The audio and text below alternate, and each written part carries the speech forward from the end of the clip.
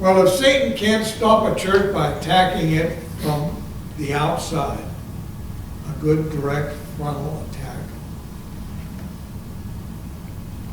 he might try harassment from the outside, like breaking windows, breaking into a church building, writing the satanic symbol on one of the blackboards, as was done here.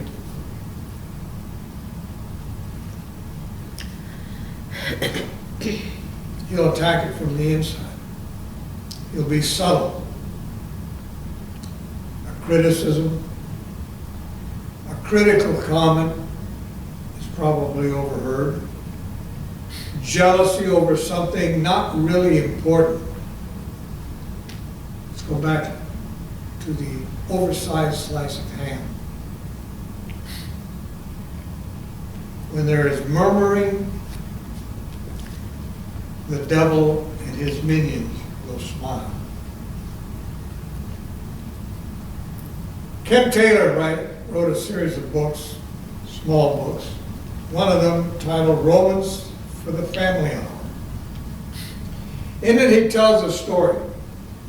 On a hot day, a family traveling down the highway between Johnstown and Jamestown stopped at Farmer Jones's place to ask for a drink of water, which Farmer Jones gladly gave him. "Where are you headed?" he asked. "Well, we're moving from Johnstown to Jamestown to live. Can you tell us how are the people there like? What are they like?" "Well, what kind of people did you find where you lived before?" asked Farmer Jones. "Oh, I tell you, they were the worst kind of people," they said. "They were gossipy, unkind, indifferent. We are glad to have moved away." "Well," said Farmer Jones, "I'm afraid you will find the same in Jamestown." Well, the following day, another car stopped and the same conversation took place. These people were moving off to Jamestown. "What kind of neighbors are we going to find there?" they asked. "Well," said Farmer Jones, "what kind of neighbors did you have where you lived?" "Oh, hey, they were the very best. They were kind, they were considerate, that it almost broke our hearts to have to move away." "Well, you will find exactly the same again," Farmer Jones replied. The thing is, when believers are unhappy and they begin to murmur, the first place they need to look at for the problem is in their own heart. Amen. And of course, this isn't just for believers. This is everyone. Everyone. And I can tell you from my experience, that is true. You want to leave and go for a problem that you have, but what you're doing is you're taking that problem to the new place. But anyway, Christians who are unhappy at their last church, at their town or job, are probably unhappy where they are now. Now, if there is a just cause for a criticism, it should be expressed, yes, to the right people in the appropriate way. Scripture tells us how to do that. But not by murmuring or gossiping, and must be willing to be part of the solution.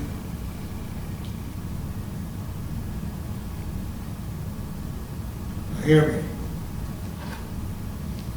with an open mind. It's been 4 years since the group from Grace Church were here and left. After preparing the message, I went back and I read the full email that I had sent to their pastor leader, of which the day that he called an abrupt, quick meeting here after our service. He read, but he only read the last 3 sentences, one small little paragraph.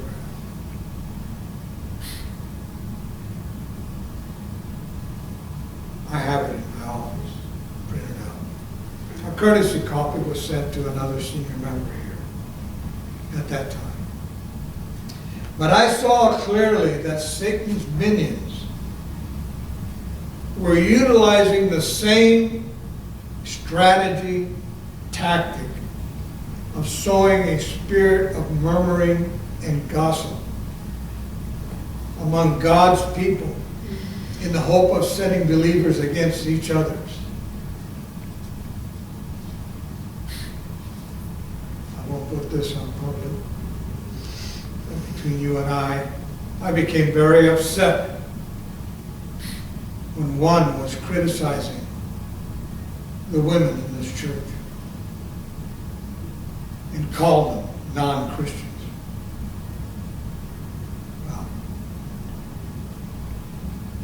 as James writes, again, the tongue is a small member, yet it boasts of great things.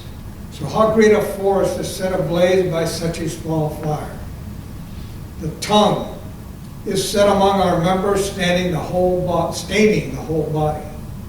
The tongue is set among our members, just read that, staining the whole body. Setting on fire the entire course of life, and set on fire by hell.